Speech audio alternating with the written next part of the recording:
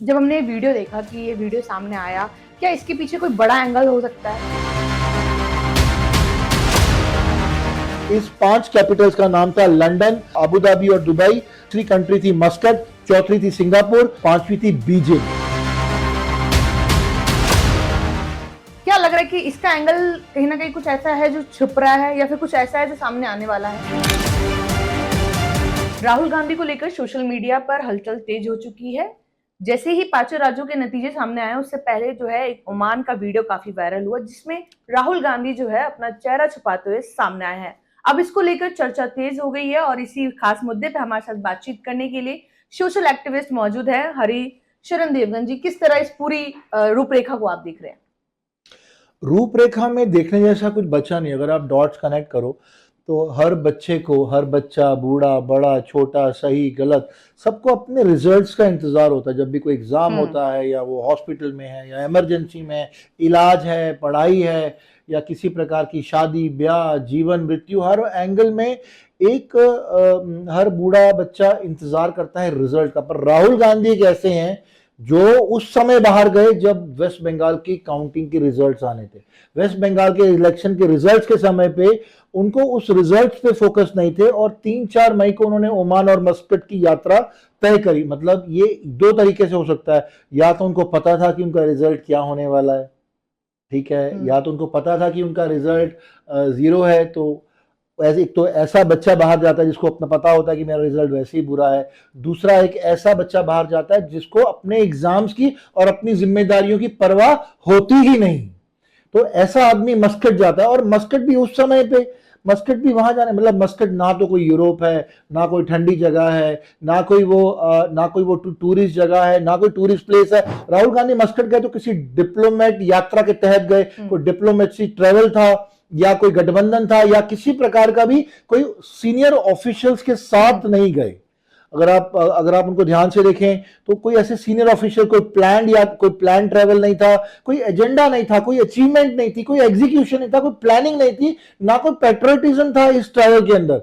लेकिन अगर ओमान गए और चलो ठीक है, हम मानते हैं वो ओमान चले भी गए, कैफे फराह में बैठते हैं, अजायबा बीच फ्रंट क्षेत्र में देखे गए हैं जो बेसिकली मस्कट में, जहां उनके फोटोज वायरल हुए। ऐसा भी नहीं कि वो टूरिस्ट प्लेस है, वहां पे लोग घूमने आए हैं और इतनी मिडिल ईस्ट की इतनी तनाशनी, इतनी तनातनी के अंदर, इतनी गर्मी के अंदर, इतनी इतनी वॉर सिचुएशन के अंदर कोई टूरिस्ट वैसे भी जाके राजी नहीं है। वहां उनके इस कैफे में उनके फोटोज वायरल हुए। जब और ज्यादा अगर हम ध्यान से देखते हैं तो ये जगह टूरिस्ट स्पॉट नहीं है, ये बेसिकली डिप्लोमेट्स टूगेदरेशन का स्पॉट है। यहाँ पे सारे काउंसलेट्स यहाँ पे हैं, चाइना का काउंसलेट यहाँ पे है, पाकिस्तान का काउंसलेट वहाँ पे, हिंदुस्तान की एम्बेसी वहाँ पे, काउंसलेट की जगह है। तो यहाँ पे ऐसे आउट ऑफ द वे कौन सा ट्रेवल करने गए हैं, वो कौन सा टूरिज्म एग्जीक्यूट करने गए हैं, या वो कोई इंस्ट्रक्शन लेने गए हैं। अब इंस्ट्रक्टिव ट्रेवल है या वो टूरिज्म ट्रेवल है, इसका तो आप, मेरे ख्याल से आपको शायद ये इंटरव्यू राहुल गांधी के साथ ही करना चाहिए, वो ज्यादा बेहतर बता सकते हैं। लेकिन जो हमारी समझ है, जो हमारे डॉट्स कनेक्ट करते हैं, अगर हम डेट्स की बात करते हैं तो ये उस समय वहां गए जहां पे ममता बनर्जी का यहां से एग्जाइल स्टार्ट हो रहा है, उनका बाहर जाने का रास्ता तय हो रहा है, एक पॉलिटिकल ज्योग्राफी का एक नक्शा बदला जा रहा है, एक इतिहास लिखा जा रहा है। ऐसे टाइम पे एक सीनियर लेवल की पार्टी का एक अध्यक्ष, एक प्रमुख, एक चेयरमैन, एक लीडर, कांग्रेस पार्टी का एक लीडर, एक अचानक ही इस मेन रणनीति को छोड़ के, इस राजनीति के युद्ध को छोड़ के वो वहां पे ओमान गया टूरिज्म के लिए या इंस्ट्रक्टिव के लिए। I think you need to connect it very properly. और कमाल की बात यह है कि जिस कैफे की मैं बात कर रहा हूं, जिस कैफे में जहां को देखा गया वो अल जमल हॉस्पिटल एलएलसी के लिमिटेड लाइबिलिटी कंपनी होती है। अल जमन hospitality LLC limited liability company के चलाती है उसको। और ये भी बात नहीं, ये जमान ग्रुप की हॉस्पिटैलिटी कंपनी है। और जमान ग्रुप जो है ये मोहम्मद कसरू जमान के बेटे खालिद मोहम्मद जमान चलाते हैं। थोड़ा समझने वाली बात यह भी है कि खालिद मोहम्मद जमान कौन है। खालिद मोहम्मद जमान मतलब एक ही परिवार के लोग चलाते हैं इसको। खालिद जमान ब्लू 5 कैपिटल के मेंबर हैं। अच्छा, ब्लू 5 कैपिटल का मतलब है कि पांच देशों से मिलके ये कैपिटल, ये वेंचर कैपिटल कंपनी है जो लोगों की कंपनियों में इन्वेस्ट करती है। और ये ब्लू 5 कैपिटल 2024 और 25 में लॉन्च हुई थी। इस 5 कैपिटल्स का नाम था लंदन, अबू धाबी और दुबई। तीसरी कंट्री थी मस्कट, चौथी थी सिंगापुर और पांचवी थी बीजिंग। अब पांचवी कौन सी थी? चाइना, मतलब चाइना बीजिंग। 5 कंट्रियों को मिला के ये 5 ब्लू कैपिटल, मतलब अपने आप को 5 ब्लू कैपिटल कहलाने वाली कंपनी जो 24-25 का जिसमें गठन हुआ, जिसमें इन्वेस्टमेंट प्लानिंग की बात करते हैं, मतलब जो इनका इंटरफेस है वो इन्वेस्टमेंट प्लानिंग का है। अच्छा, यहां बात खत्म नहीं होती है। जो 5वीं कंपनी का मैंने नाम लिया, 5वीं कंट्री का ब्लू 5 के अंदर, वो बीजिंग से आता है। बीजिंग का मेंबर कौन है इसका? अब थोड़ा सा ध्यान से समझना। बीजिंग का मेंबर है इसका फैंग फैंगली। जो फैंग फैंगली है वो बीजिंग से इसका प्रत्याशी है, मतलब बीजिंग का मेंबर फैंग फैंगली है। और फैंग फैंगली के बारे में कहा जाता है कि एक अनुभवी चाइनीज इन्वेस्टमेंट बैंकर है। चाइनीज इन्वेस्टमेंट बैंकर एक इंटरफेस या एक फ्रंट हो सकता है, लेकिन अगर आप उसको और थोड़ा गहराई में जाते हैं तो चाइनीज इन्वेस्टमेंट बैंकर जो होपू इन्वेस्टमेंट मैनेजमेंट के फाउंडर रह चुका है, ये फाउंडर मैनेजमेंट रह चुके हैं। और जो चीन के प्रमुख प्राइवेट इक्विटी फर्म में भी पहले ये गोल्डमैन सैक्स के टॉपर रहे हैं। गोल्डमैन सैक्स एक इन्वेस्टमेंट इंस्टीट्यूट था। और वहां की बात भी अगर हम बात करते हैं, ये पीएलए, मतलब हम बात करते हैं पीपल लिबर्टी आर्मी, पीएलए के अधिकारी का बेटा बताया जाता है। तो इस चाइनीज कम्युनिस्ट पार्टी के हाई लेवल कनेक्शंस भी हैं इस ब्लू आई इन्वेस्टमेंट कंपनी के अंदर। जो हम बात करते हैं ब्लू 5 कैपिटल, जो ब्लू 5 कैपिटल है, इसमें बीजिंग का कनेक्शन, बीजिंग से फैंग फैंगली का कनेक्शन, फैंग फैंगली का कनेक्शन होप इन्वेस्टमेंट बैंकर से कनेक्शन, फिर इसका गोल्डमैन साहू के साथ में टॉप ऑफिशियल में बैठे हुए कनेक्शन। उसके बाद में फैंग फैंगली जो है वो पीपल लिबरेशन आर्ट जो पीएलए अधिकारी हैं उनके बेटे बताए जाते हैं। और चाइनीज कम्युनिस्ट पार्टी से हाई लेवल के ताल्लुकात भी ये रखते हैं। तो ऐसा कौन सा इंपॉर्टेंट मीटिंग थी जो इन्होंने मस्कट में करी? मस्कट में उसी एरिया में करी, उसी एरिया में जिस कैफे में ये गए उसका ताल्लुक खालिद मोहम्मद जमान के साथ था। जमान ग्रुप के साथ अगर बात करते हैं तो ब्लू 5 के साथ कनेक्शन जुड़ता है। ब्लू 5 के साथ कनेक्शन जुड़ता है तो बीजिंग बीच में आता है, बीजिंग बीच में आता है तो फैंग फैंगली बीच में आता है। फैंग फैंगली जो चाइना के टॉप पोजीशनड कनेक्शंस के लोगों में से एक आते हैं। तो इसका अगर आप थोड़ा सा गहराई से इसको आप रेकी करें या इसको इन्वेस्टिगेट करें या डॉट्स जोड़ें अगर आप इसको, तो ये थोड़ा सा बहुत सेंसेबल नहीं लगता। टाइमिंग ऐसी, 3-4 तारीख की बात हम करते हैं, 3-4 मई, दुनिया टकटकी लगा के बैठी है। जो छोटी से छोटी पार्टी भी अपनी पार्टी की तरफ देख रही है, लेकिन अपनी कांग्रेस पार्टी छोड़ के ये अगर ओमान गए। अच्छा सर, ये बताइए, जब हमने वीडियो देखा कि ये वीडियो सामने आया, क्या इसके पीछे कोई बड़ा एंगल हो सकता है? क्या जो राहुल गांधी का ये सीक्रेट टूर, हम इसे कहेंगे, ये सीक्रेट टूर है साफ तौर पे, क्योंकि इसकी कोई ऑफिशियल अनाउंसमेंट नहीं की गई, कुछ ऐसा बताया भी नहीं उन्होंने अपने एक्स के माध्यम से कि हाँ ये चीज है और हम यहाँ जाएंगे। अब नतीजों के बीच में इस तरह का सामने एक वीडियो आता है, दिखता है कि ये जा रहे हैं और मुंह छुपाते हुए जो है इनका एक वीडियो काफी सामने आ रहा है।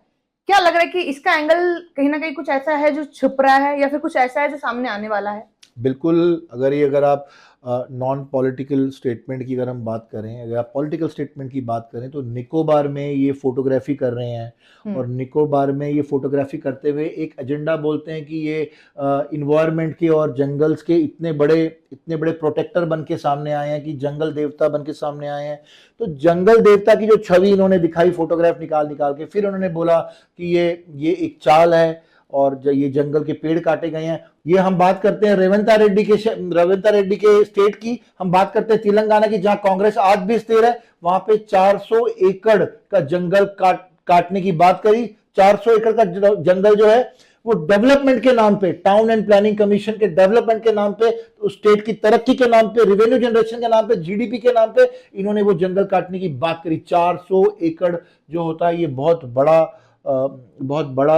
सर्कल होता है, बहुत बड़ा एरिया डायमेंशन बहुत बड़ा होता है। 400 एकड़ का जंगल काटना, तब इनका ये जंगल प्रेम जागृत नहीं हुआ, तब ये जंगल देवता नहीं बन पाए, तब ये जंगल को प्रोटेक्ट करने वाले मसीहा नहीं बन पाए। आज निकोबार में ये गए और फोटोज खींच के ये बताते हैं कि ये साजिश है। निकोबार एक वो जगह है जो मलक्सा स्ट्रेट को हैंडल करता है।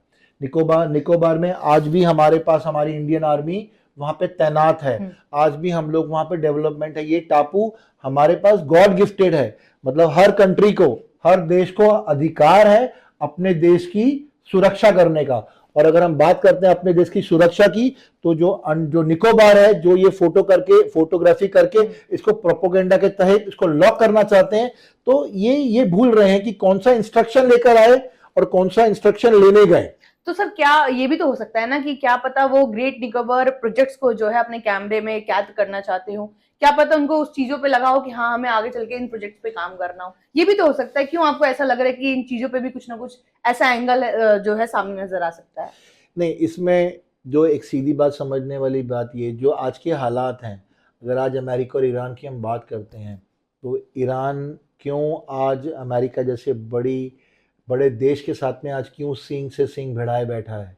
अगर आज अमेरिका क्यों अपने घुटनों के बल आस्ते आस्ते आता जा रहा है? आज क्यों अमेरिका अपना ब्लोइंग हिज ओन ट्रम्पेट है? आज खुद अमेरिका शांति दूत बन गया है। आज क्यों अमेरिका और इजराइल जैसी बड़ी कंट्रीज ईरान को घुटनों पे नहीं ला पा रही? बताइए क्यों? उसका नाम है स्ट्रेट ऑफ हार्मोज। स्ट्रेट ऑफ हार्मोज अगर ईरान के पास नहीं होता तो आज ईरान धुआं धुआं होता। ईरान को पूरे वर्ल्ड के नक्शे से ईरान गायब हो जाता अगर आज स्ट्रेट ऑफ हार्मोज नहीं होता।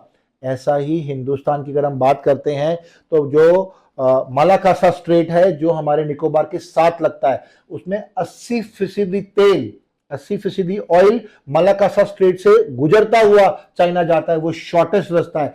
30% उसका जो बिजनेस है चाइना का, वो मलाकासा स्ट्रेट से चलता है। अगर निकोबार के अंदर अगर आर्मी, इंडियन आर्मी और जो उसकी एलओसी, उसका प्रोटेक्शन सिस्टम स्ट्रांग हो जाता है, और इंडियन आर्मी का बेस स्ट्रांग होता है, उसके आर्म्स एम्युनिशन, उसके प्रोटेक्शन स्ट्रैटेजीज अगर स्ट्रांग हो जाते हैं, और अगर पेट्रियटिज्म और नेशन सिक्योरिटी के हित में अगर निकोबार को डेवलप किया जाता है, उसको फोर्ट बनाया जाता है, या उसकी किलाबंदी की जाती है, या उस बॉर्डर को बहुत स्ट्रांग किया जाता है, तो चाइना जो हर बार लगातार जो आंख दिखाता है, वो आंख दिखाना वो बंद कर देगा।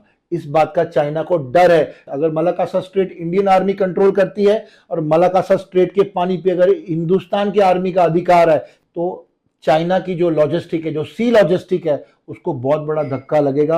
अगर मलाकासा स्ट्रेट नहीं है तो उसको बहुत लंबा चक्कर काटना पड़ता है चाइना को, और जो लंबा चक्कर है वो टाइम खराब करता है, पैसे खराब करता है, इकोनॉमिकली एक्सपेंसिव हो जाता है, लॉजिस्टिक एक्सपेंसिव होता है, ह्यूमन एक्सपेंसिव होता है, ह्यूमन रिसोर्सेज एक्सपेंसिव हो जाते हैं। तो जो चीज चाइना को 100 रुपए की, 100 रुपए की पड़ती थी, वो सीधा 500 रुपए की पड़ेगी। तो इतना बड़ा नुकसान चाइना नहीं ले सकता। इस बात के लिए चाइना की भी नींदें हराम है। और जब इसकी ग्लोबल पोजीशनिंग अगर आप ध्यान से देखें मलाकासा स्ट्रेट को, इस पोजीशन को हम जनरली अगर आप ग्लोबली देखते हैं, इसका सी रेट देखते हैं, तो जैसे ईरान के लिए स्ट्रेट ऑफ हार्मोज है, जिसकी बदौलत वो अमेरिका जैसी कंट्री को भी आंख दिखा पाया, हिंदुस्तान के लिए भी मलाकासा स्ट्रेट बिल्कुल ही वही रोल अदा करता है जो ईरान के लिए स्ट्रेट ऑफ हार्मोज अमेरिका के लिए अदा करता है।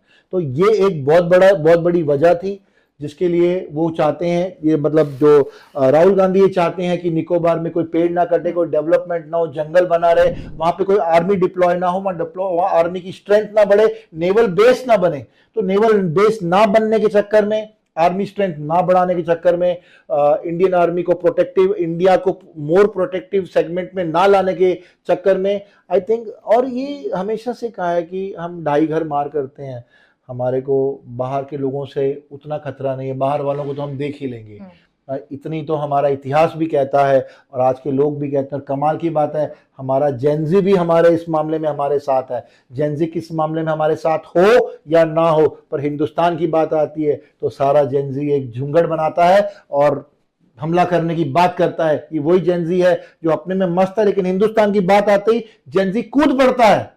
भले वो डिजिटली कूदता है या वो आग बबूला होता है, लेकिन वो कूद पड़ता है। जेनजी भी हिंदुस्तान के ऊपर प्रहार करता हुआ नहीं देख पाता अपने आप को। जेनजी जैसा भी हो, लेकिन वो हिंदुस्तानी है, उसको पता है वो हिंदुस्तानी है, और उसको पता है कि मुझे रेसिप्रोकेट करना है, मुझे ऐसी बातों के लिए अपने हिंदुस्तान को प्रोटेक्ट करना है। तो स्ट्रेट ऑफ हार्मोज का रेप्लिका है मलाकासा स्ट्रेट, और मलाकासा स्ट्रेट जो है वो सिर्फ तभी हैंडल हो सकता है अगर निकोबार में हमारी आर्मी स्ट्रेंथन हो। और बात करते हैं जंगल की, तो एनजीटी ने बहुत क्लियर स्टेटमेंट दी है कि अगर 100 पेड़ कटेंगे तो 500 पेड़ लगेंगे, तो 100 पेड़ कटेंगे।